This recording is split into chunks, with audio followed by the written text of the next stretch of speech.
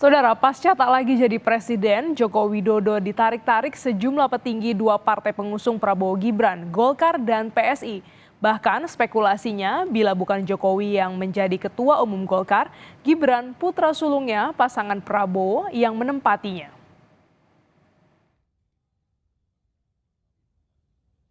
Sejumlah manuver politik menjadi perbincangan masyarakat, yakni posisi Joko Widodo pasca lengser menjadi presiden pada Oktober mendatang. Sejauh ini ada dua partai lewat petinggi-petingginya berkomentar untuk mendapatkan jasa politik Joko Widodo. Golkar lewat ketua umumnya Airlangga Hartarto memberi kode Jokowi nyaman di partai berlogo beringin tersebut. Pak Jokowi dan Partai Golkar memang sudah rapat, Pak. Jadi karena sudah rapat, sudah beriringan, lihat saja iklan-iklan Partai Golkar bersama Pak Jokowi, sehingga tentu itu menunjukkan bahwa kedekatan Pak Jokowi dan kenyamanan Pak Jokowi dengan Partai Golkar.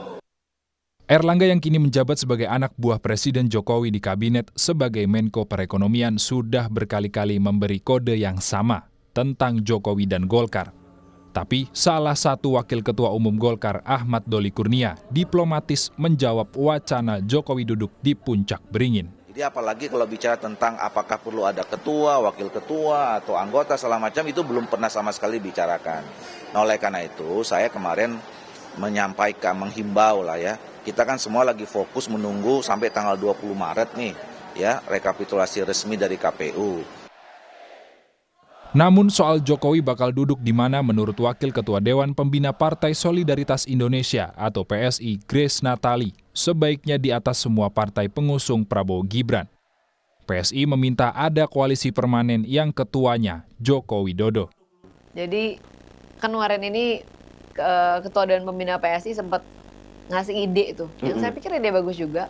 Pak Jokowi mungkin bisa menjadi ketua dari koalisi partai-partai, semacam barisan nasional, partai-partai mau melanjutkan atau punya visi yang sama ya, menuju Indonesia emas gitu. Pak Jokowi bisa ada di situ sebagai pemersatu. Belum selesai urusan ayahnya, putra sulung Jokowi Gibran Rakabuming Raka juga dispekulasikan menjadi ketua umum Golkar. Gibran adalah wali kota Solo yang menjadi pendamping capres Prabowo Subianto. Tapi Gibran saat ini masih menolak masuk dan memimpin Golkar. Senior-senior atau yang lebih berpengalaman aja ya. Kalau ditunjuk, Mas? Ditunjuk? Misalnya? Ya saya nggak tahu ya prosesnya di sana seperti apa. Tapi yang jelas itu masih banyak senior-senior. Kalau diusulkan gitu gimana? Kalau diusulkan juga? Ya itu tadi jawabannya sama.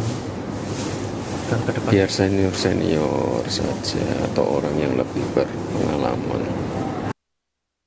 Golkar dan PSI memang menjadi dekat dengan Jokowi. Setelah Golkar jadi yang pertama mencalonkan Gibran dan PSI dipimpin Kaesang Pangarep, putra bungsu Jokowi.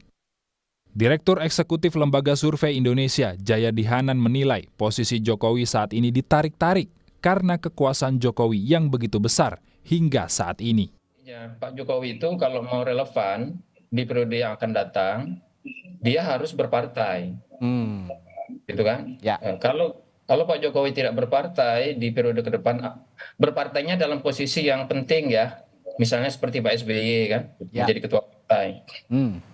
Kalau tidak ya jadi pemain politik pinggiran ke depan.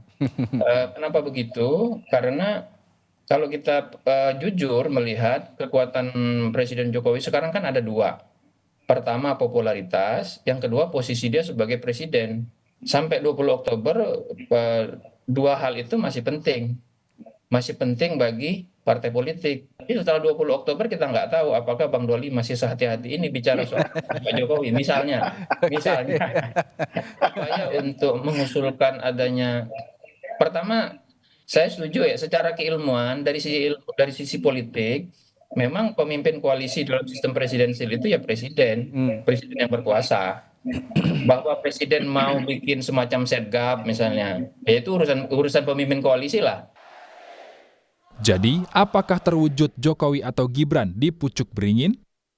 Atau justru ada koalisi permanen dengan ketuanya Jokowi? Yang pasti saat ini, Jokowi adalah kader PDI Perjuangan.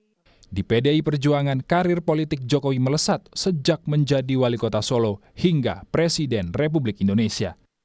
Tim Liputan, Kompas TV.